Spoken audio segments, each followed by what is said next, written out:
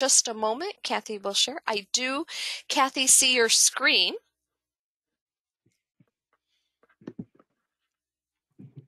And it looks like you're all set, Kathy. Yep. All right. So we're going to do kind of a, I mean, we could talk for a very long time about IEPs and 504 plans. But, you know, I'm focusing on students with Tourette or similar neurological conditions.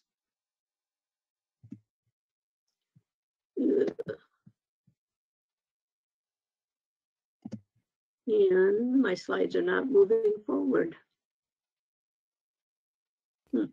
Try your arrow buttons, Kathy. Yeah, I just did. Or you can try the enter key as well. Nope. That's okay. Let me try to switch it back over to you, to myself, and then I'll switch it back over to you to see if that helps.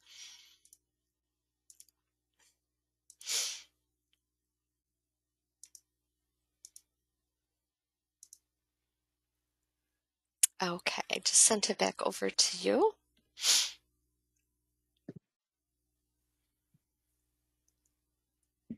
Ah, there it goes. Okay, Perfect. thank you. We're all set.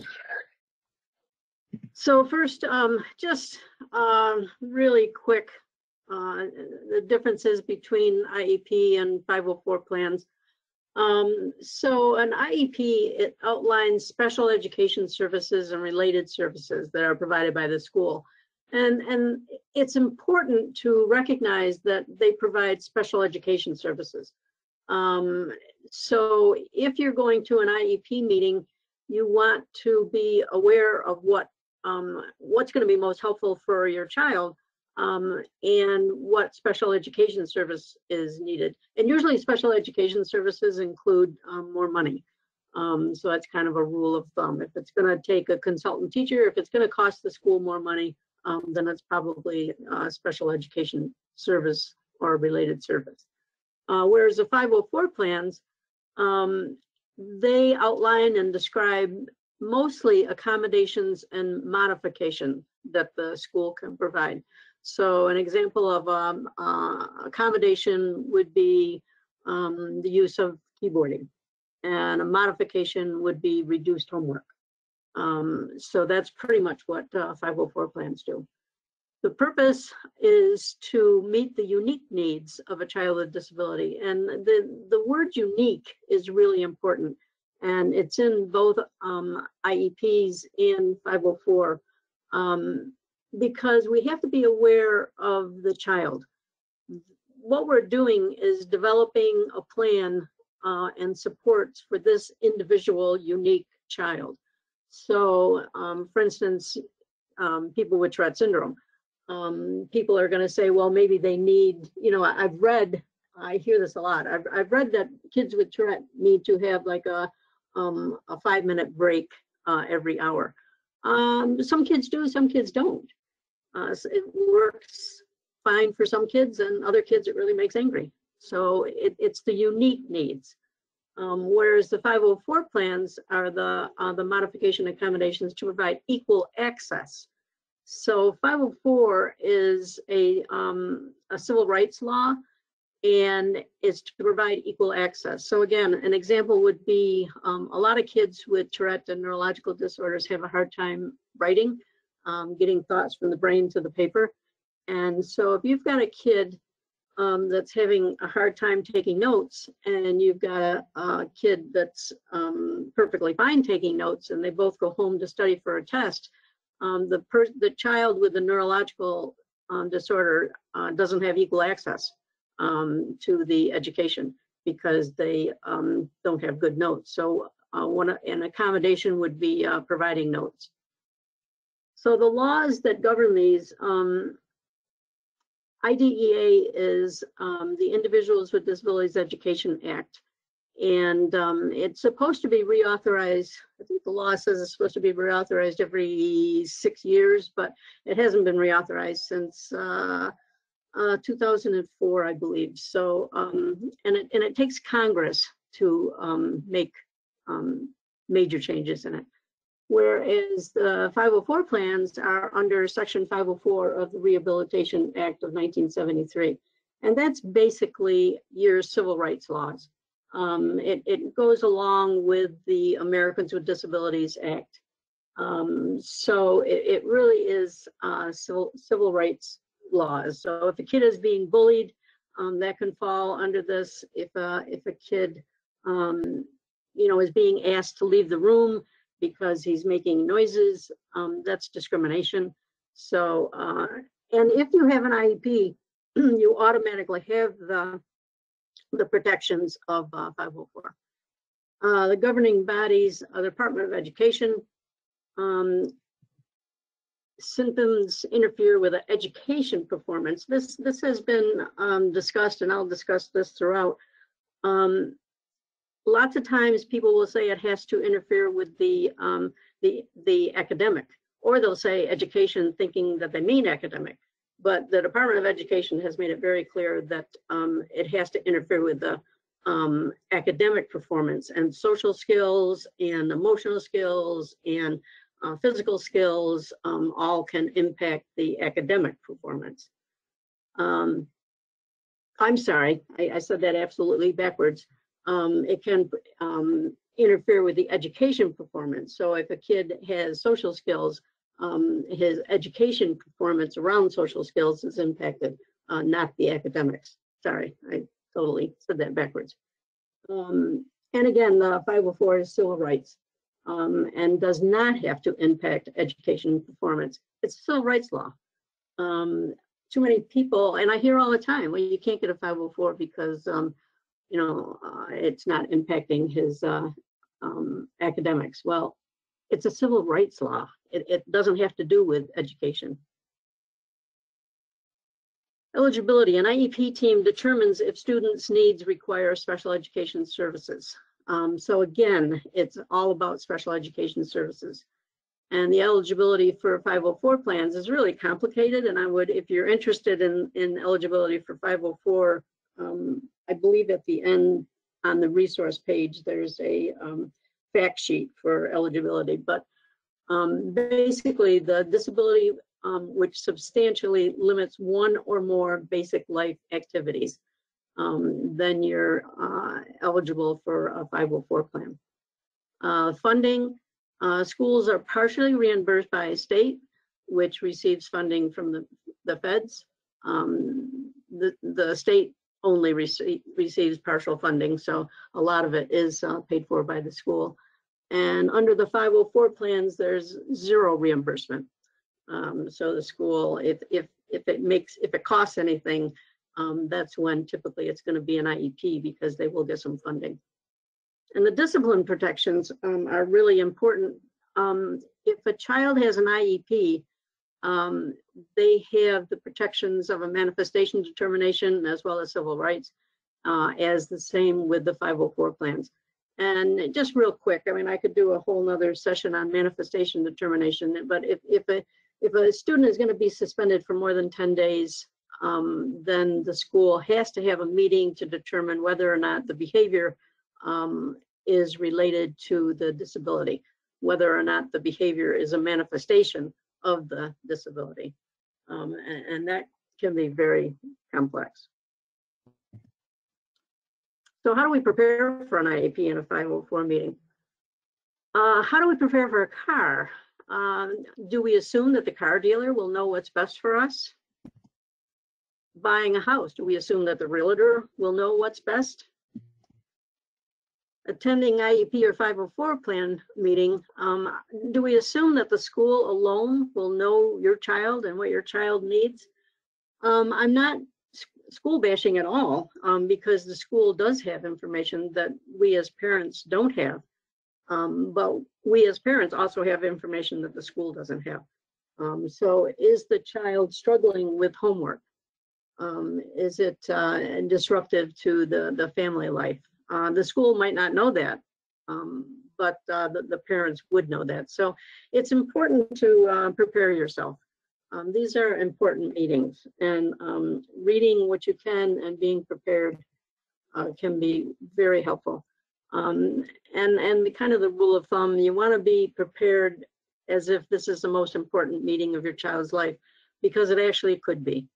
If your child needs supports and is trying to get an IEP to receive those supports, and they vote it down saying that no, he doesn't need them, it may impact his schooling for the rest of the time he's in school. It may affect whether or not his grades will affect whether or not he's going to be able to go to college, and it could affect him the rest of his life. So these are really important meetings that you want to really prepare yourself. And don't let anybody tell you your child's not qualified for an IEP or a 504. So some of the things I've heard over the years, your grades are too good, he's not going to qualify. I just threw this quote in, and I just told Laura that I did this because this is kind of controversial, because you probably have heard this. I've heard it hundreds and thousands of times. The child is getting good grades, so he's not eligible for either a 504 or an IEP. And here's a quote for you. And if you want more information, I can send you more about the laws. But the laws really say, and this is a quote from the director of the Office for Special Education Programming, determining about whether a child is a child with disability is not limited to information about the child's academic performance. So, I don't know why this continues to be thought. I don't know why this continues to be, and it's not, I don't think people are saying it to be mean. I think they truly believe that in order for an IEP or a 504, that your grades have to be poor, and it's not true. It can be other things. It can be sensory issues. It can be social skills issues. It can be organization. So it doesn't necessarily have to be the grades. He or her scored too high on the evaluations. That's another thing I hear. He scored in the a very high level on the school's evaluations. Great. But that doesn't mean that he doesn't have other needs. It doesn't mean that just because he scores well, how is he doing on tests? What are his grades like? How is he doing socially? How is he doing with sensory? So scoring high on the evaluations, people will call me and they'll say, well, unfortunately he scored high. And I'll say, wow, that's great, because he's got potential. So he needs the supports that he can meet up with his potentials. Another thing we hear a lot is we have many other students with more significant needs.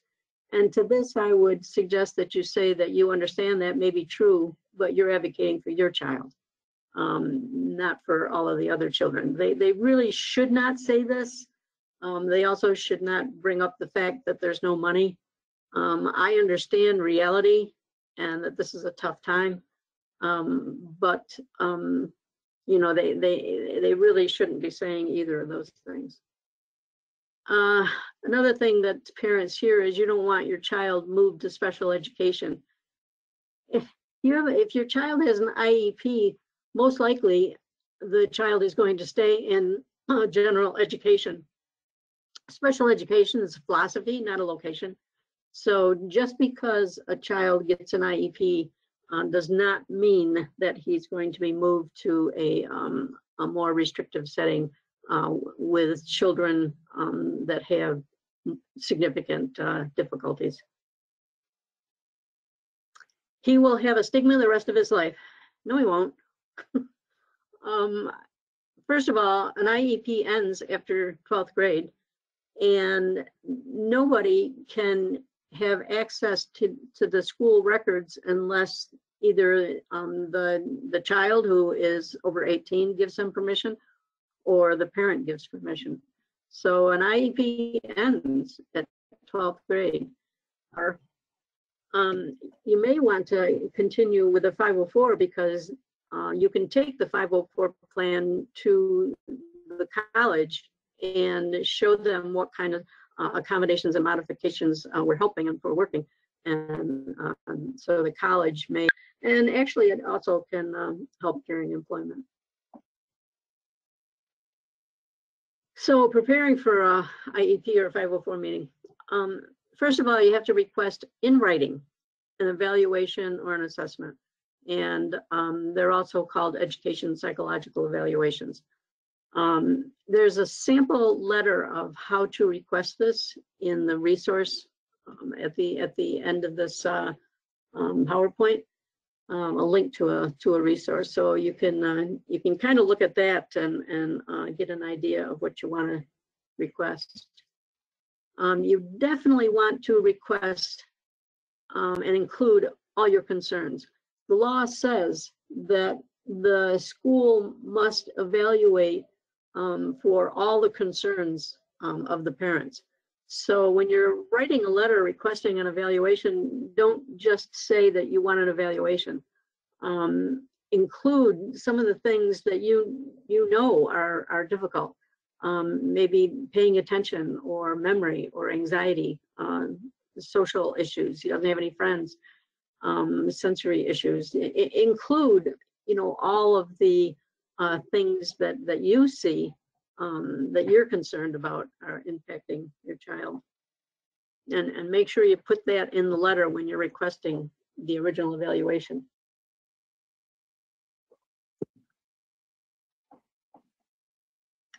It might be helpful to read Tourette is More Than Tics or Red Flags. And both of those, the links are in the resource slide. Even if it's not Tourette, and it's neurological, just reading Tourette is More Than Tics is pretty lengthy. Red Flags is really short, so you might want to look at both of those. And a lot of people will bring red flags to an IEP meeting to pass out to everybody. So because people aren't aware, people are not aware that they think of Tourette and they think of tics. They don't think of all the other related difficulties that students with Tourette have. So request meeting with the person that's providing the evaluations. Don't wait until the meeting to get the results of the evaluations. Request a meeting with that person so that you can ask questions.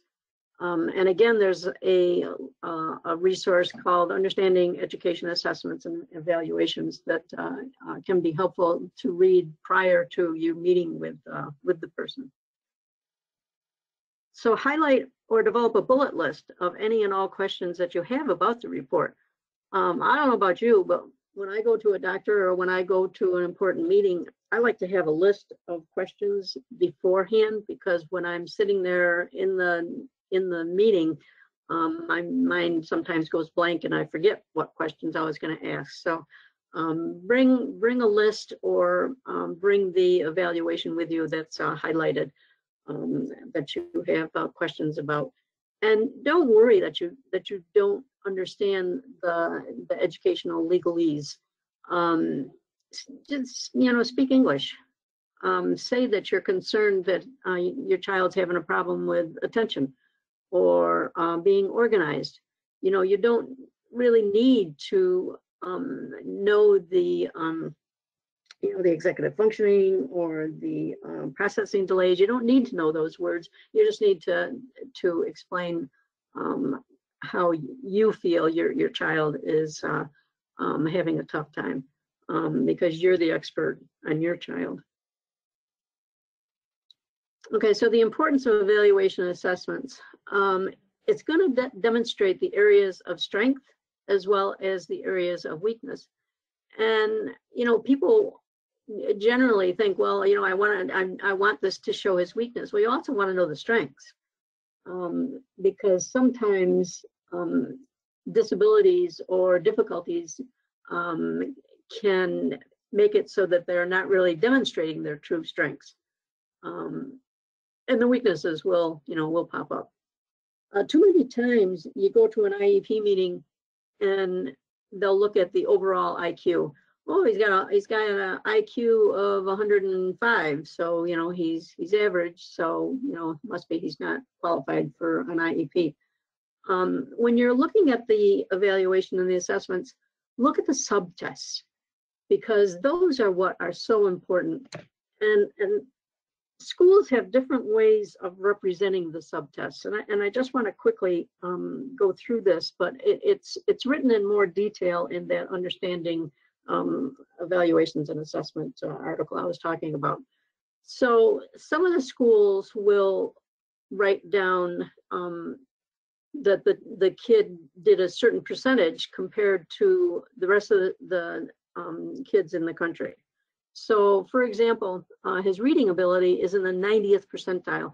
That means that his reading ability compared with other children in his grade, he's reading better than 90% of the other kids that are of his grade in the entire country.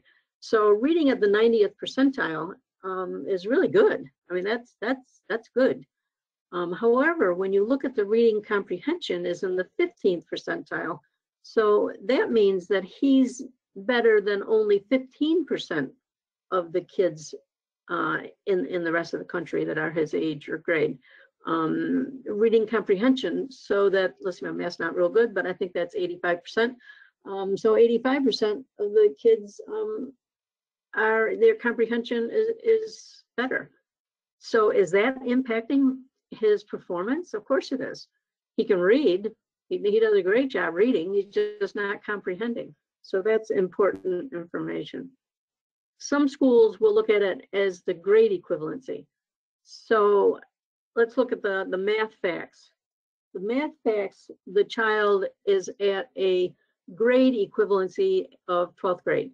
So his math abilities are at the 12th grade level. But his math fluency, his ability to get it down on paper and make sense of it, is on the 3rd grade level. So again, huge.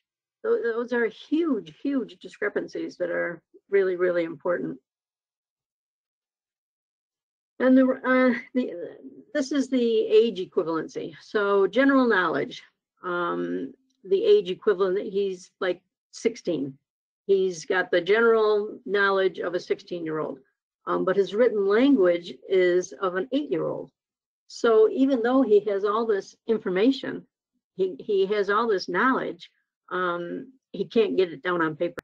His written language skills are as an 8-year-old versus a 16-year-old, the information that he knows. So those are really important, and you really want to look at those. Don't just go by the overall IQ score. I don't even pay attention much to the overall IQ score anymore, because so you got a kid and they're saying his IQ is 100. Well, on part of the test, he has superior knowledge and he ranks in the 150 percentile.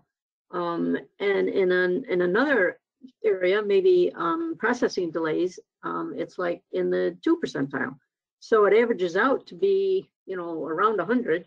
Or that, I didn't do that math right, but you know what I mean. They take the average. So you got the superior knowledge on one hand, and you got a real deficit on the other hand, and you add them together, and you come up with an average IQ. So don't just look at the IQ scores. So an IEP meeting, time is short, so be prepared as if you're an attorney. Have your stuff together. Determine what special education services are needed. And again, it's typically those that require additional funding. So be ready. When you go in and you say, my son is so disorganized, he just can't do his homework, he can't figure out, what to do. He may need a consultant teacher, or he may need a resource room teacher. He may need somebody to help him learn organizational skills. And feel free to contact Starbridge or the Tourette Association for help in preparing this, because these meetings are important, and it's not a bad thing to call and ask for assistance. And I think on the resource page, I also have the step-by-step guide for preparing you and your child. Really an excellent resource. It was written by a psychologist that's on the Tourette Education Advisory Board. Determine what you're willing to postpone and what's critical. So, you know, what we used to say at the Advocacy Center, what hill are you willing to die on? So if a kid's handwriting is really, really, really awful and really impacting him in every way, it can in fact, impact his self-esteem, the grades, his social. So that's something that you really want to be examined and to be helped. So that's something that you want to know that you really want that. But there may be something else that is not as critically important. So if you don't get everything, that's fine. IEPs are not written in stone. You can always go back and revisit and try to get what you weren't able to get the first time. Try to provide examples of your concern when possible. So if a student is having problems with written assignments by hand, bring an example of one that's written by hand and one that's written when they use a keyboard, so that they can see the difference. Show them what happens when he has a lengthy math or lengthy written assignments, or one that's been shortened. And science is a hands-on project versus written. So bring some examples to show them. 504 plans. So not every child with a diagnosis is eligible for an IEP.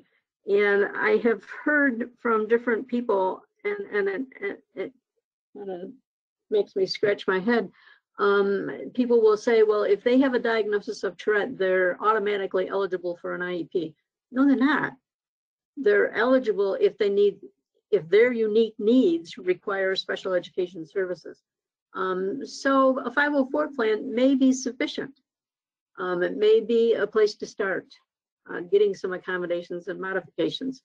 And then I like to, if you're not going to get an IEP, I like to encourage a 504, because then at least you have something, and you have something to compare. Okay, look, here's the 504 plan. It's not really working.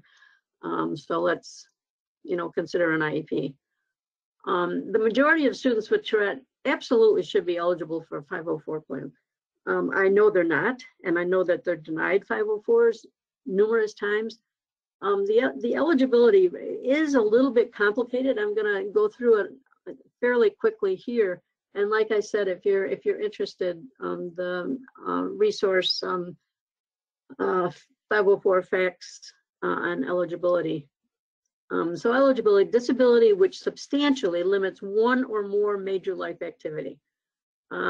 So substantially, the government came out in 2008 and they redid the Americans with Disabilities Act, and they said the word substantially is different from the word significantly.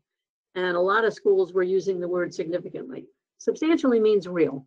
So the disability is really limiting one of the major life activities. It may not be significantly, but it is substantially. So there's a difference, and an important difference, and a difference that a lot of schools don't understand. So it has to impact a major life activity. So some examples of major life activities are communication is one of them. And these are listed in the law, the major life activities. So one of the ones that listed is communication. And for kids that have Tourette, vocal tics, stuttering, the copialia, the cursing, saying things inappropriate, and as well as the physical tics that impact writing. Writing is a means of communicating. Concentrating, thinking.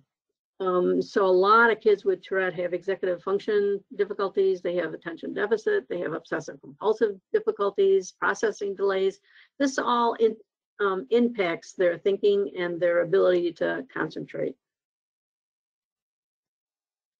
The third, number 3 is one of the major life activities that is impacted is reading.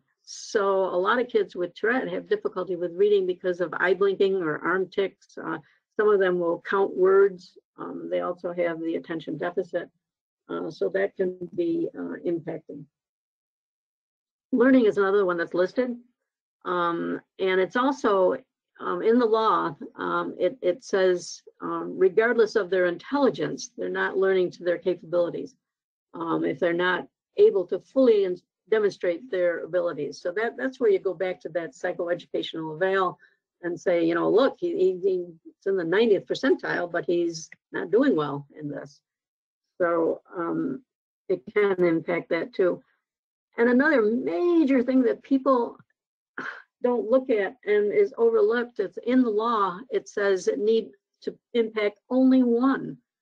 So I've seen a lot of kids getting straight A's, but they have difficulties with the communication. They have the vocal tics, they have the stuttering, they have the inappropriate language. It's not impacting their grades, but it doesn't have to impact their grades. The law says it only needs to impact one major life activity. And again, I'm going to say this over and over again, does not have to impact academics. So a 504 plan meeting, it's much less regulated and much less formal than an IEP meeting. But I kind of like 504 meetings because they are less formal, and it's usually, I mean, some schools, you know, they differ, but a lot of schools, it's an opportunity for discussion rather than the formality of an IEP meeting, which oftentimes limits discussion. So you can be creative with the modifications. I was at one 504 meeting, and they put on the 504 that this little girl needed to sit away from the heat source. 504s can be much more creative, whereas unfortunately schools, they feel more hemmed in by IEPs. Prepare by researching and bringing examples, again, like you did with the IEP meeting. Consider what you and your child believe is necessary for free and appropriate public education. FAPE needs to be provided by an IEP, and it needs to be provided by a 504. So what's the appropriate education for your child? What does he need? And during the meeting, probably toward the end of the meeting, you want to request a date be set to review the 504 meeting. You know, don't let people say, well, you know, we'll set a date if necessary. Set a date, and then if it's not needed, you can cancel it.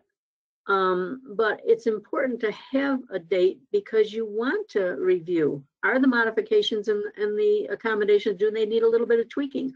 Or do you need an IEP? The 504 just isn't enough clearly. So you need to think about getting an IEP. So set a date, have a date set right during your initial meeting. Both IEP and 504 plan meetings. When it's over, thank people for their support. Thank them for attending. Even if you don't get everything you wanted, it's, you know, the old axiom, you get more, what the heck is the old axiom? You get more from honey than with vinegar, something like that.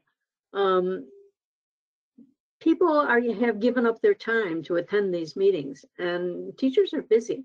So thank them for coming. Thank them for their support, even, you know, if it hasn't been totally successful. Write a letter indicating, again, you might want to write a letter thanking them, but also include what you think was determined by the meeting, what's going to be provided, or what do you believe needs to be considered next time, but wasn't provided. So writing a letter can be helpful for future meetings. And if you don't receive a copy of the IEP or 504 plan within a week or two, contact the school and ask for a copy. It's important that you have a copy in your possession. And also request a copy of the attendance sheet. And I'll tell you why this is important. You want to know who's there and who supported you and who didn't support you. And you also want this just in case it ever goes to an impartial hearing, because if it's going to go to a hearing, you're going to want to have proof of who was there and who wasn't there. So just ask for the attendance sheet. It's not a big deal for them to give it to you. So here's some of the resources. The Tourette is More Than Tics. It is quite lengthy, but it goes into depth of all the related disabilities that generally are go along with Tourette. And the step-by-step guide, I would strongly encourage that before you go to an IEP or a 504 meeting. Understand the assessments. I also think that resource is really important. An educator's guide for developing plans. This is also a little bit long, but what it does, it goes through all the difficulties and it gives strategies. So if there's attention deficit or the kid's not organized, it will list a lot of the strategies that can help the child be better at that. So it's meant for educators, but it's really good for parents to have too, so that you know what some of the strategies are. On the red flags, identifying common education difficulties, it's similar to Tourette is More Than Tics, but much shorter. I think it's only 2 pages. And it just pretty much lists and quickly mentions what a lot of the common difficulties are. The IEP eligibility is not only based on academics. That's the resource from the Department of Education that talks about the fact that IEPs are not just based on academics. And you may need that. I'm not sure I would. If you think you're going to need it, I would send it to people prior to the meeting. I don't think it's a good idea ever to embarrass people at the meeting. So you want them knowledgeable prior, rather than saying, well, look, you're wrong because this says here. So it might be a good idea to have that. And then there's the eligibility fact sheet, which can be helpful. And if you have questions, I mean, I hope you've written down some questions. I know this is kind of heavy information, but I'm available. And these are both my email addresses to get a hold of me. So feel free to get a hold of me if you have any questions or if you want some of the other resources. Thank you so much, Kathy. We have several questions that are coming in. And the first one is that their child currently does not have an IEP at school because they struggle to get one, but they're going to college. Will they be able to get accommodations at college for them? They will. It's better if the child does have either an IEP or a 504, because then you can bring that to the college. But yeah, definitely. And it's interesting with colleges. Colleges don't really want to hear from the parents. They really want to hear from the child. So when the child either gets to the college or prior to getting there, even better, see if they have a disabilities office and speak with the person that works there, and let them know your struggles and what helps and what doesn't help, like taking a test in a separate location.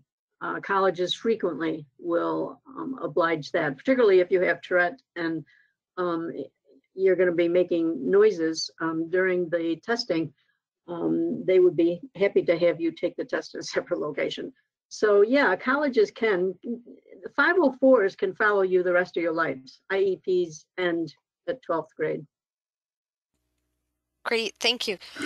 The next question, and we get this question a lot regarding scores, and they're saying that their child has tested low in working memory and low in processing speed, but again, they have high reading, high fluency, but the school says it evens out.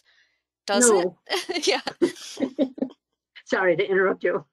No, I'm glad you did. No, that's what it was. That's exactly the question. So, Yeah, why would they think that? I think they're taught this in college, or they're taught it somewhere. I mean, I don't think I don't think they're being mean. I think they generally believe that, but how can it even out? So you got this brilliant kid that, that I forget what it was, the processing speed, the working memory. I mean, that's going to impact how he takes his information and presents it. So of course it doesn't even out. It evens out as far as the overall IQ. That's why I don't pay much attention to the overall IQ. It certainly doesn't even out with the kid's ability to demonstrate his true abilities. So that's just bizarre to me that people think it evens out. No, it doesn't. thank you. The next question is, could you speak a bit about the disciplinary aspects? Of IEP and 504? I'm going to say yes, but they can type in the chat if they mean something different. Okay. So I touched on it briefly. It's called manifestation determination. And if a child is suspended for more than 10 days in the school year, I mean, it can be, if the school is thinking of suspending for 11 days, they have to, must. The law says they must. With a 504 and an IEP, the school must hold a meeting, and IEP members, and you can invite people.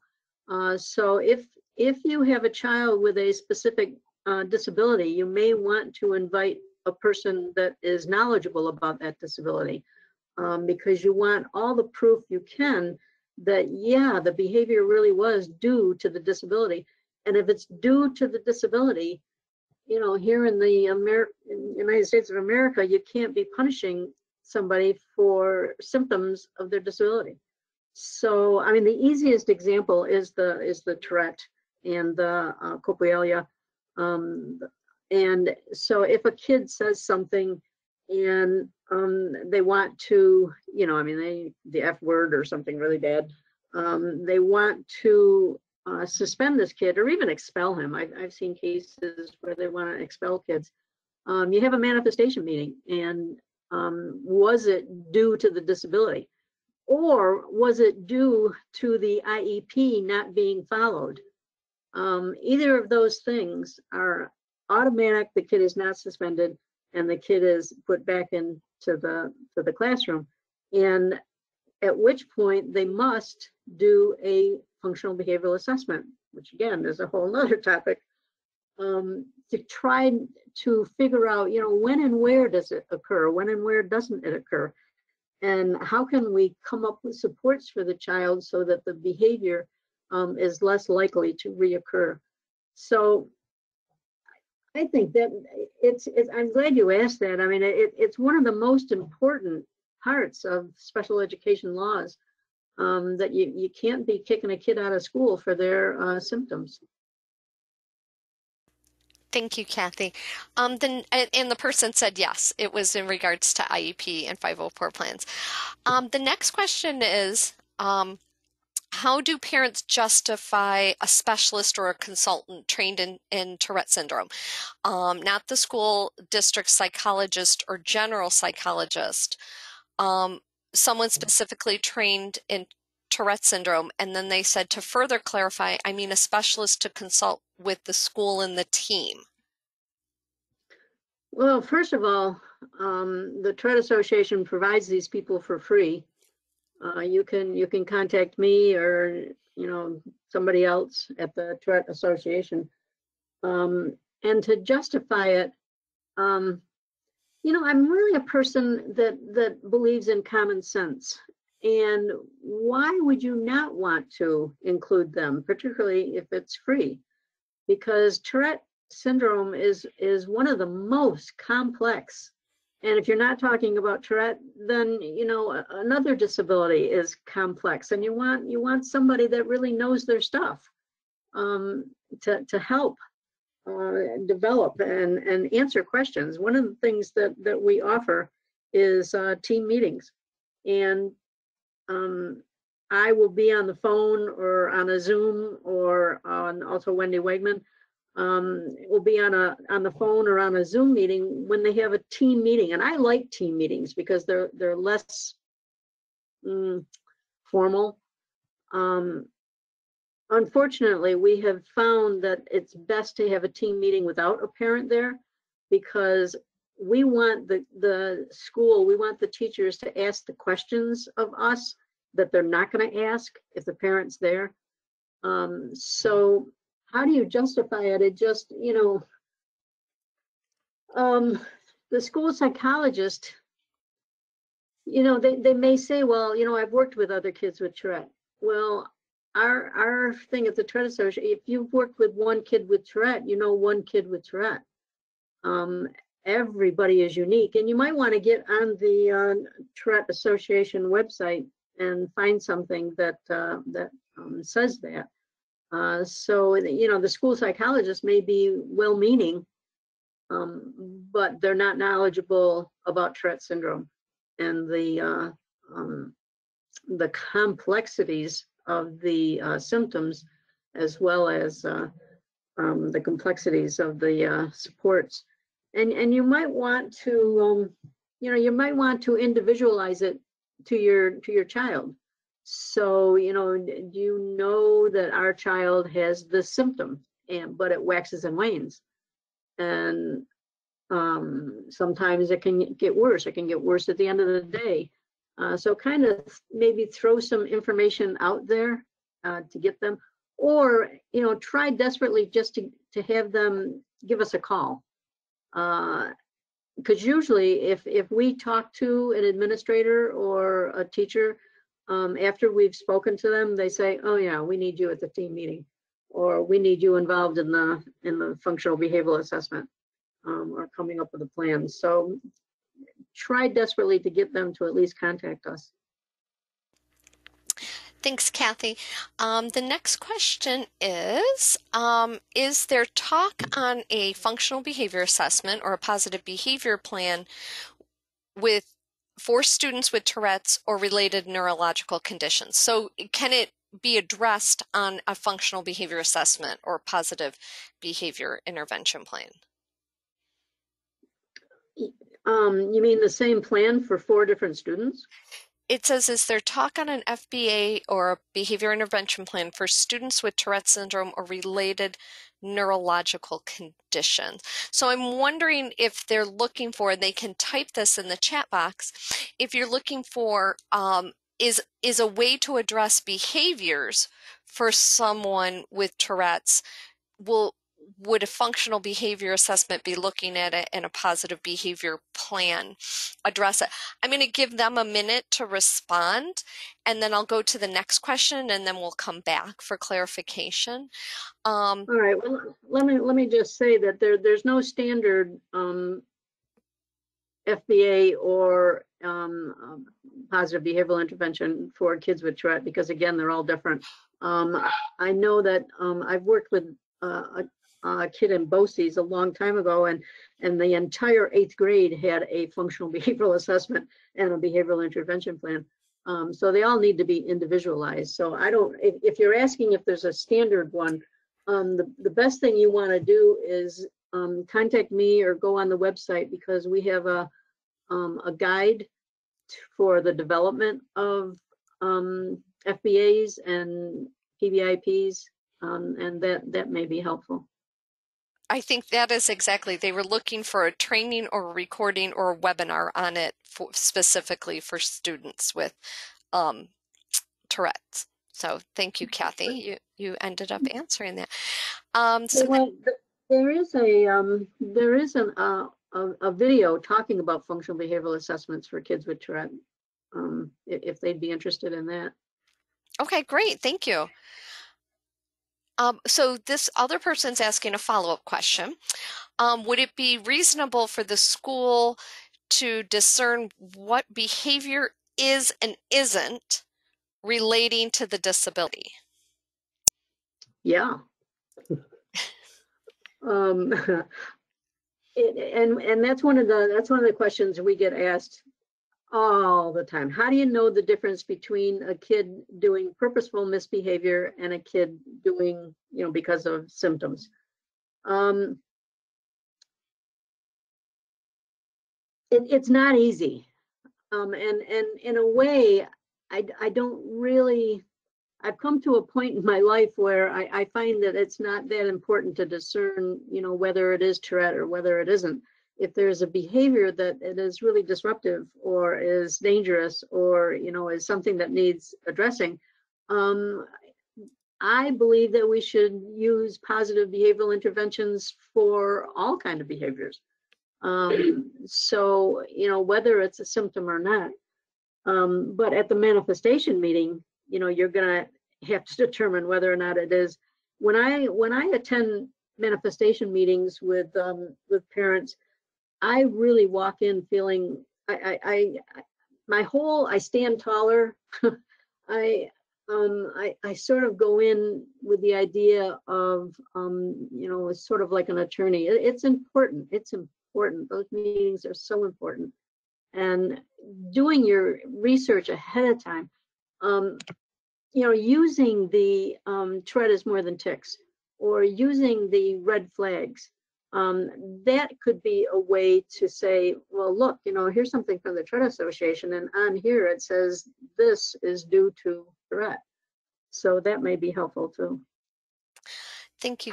Thank you, Kathy. The next question, and I hope I'm pronouncing this correctly. They said their child has, it's PANS, PANS, and then a slash AE, and the district is struggling to understand an FBA, and all behaviors are not just due, and just behaviors are not due to a medical condition.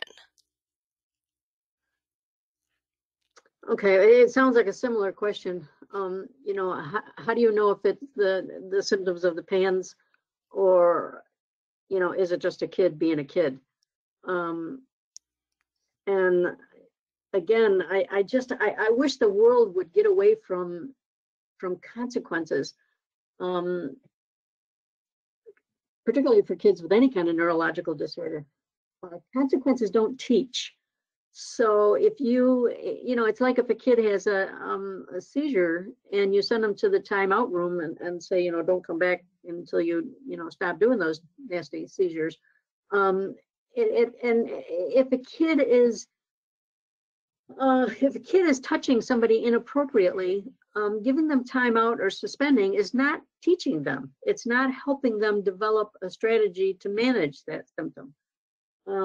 So, I don't know. It really is difficult to determine. And we get, every single time we talk to schools, we get asked the question, how do you know if it's either, part of the disability or if it's just a kid being a kid?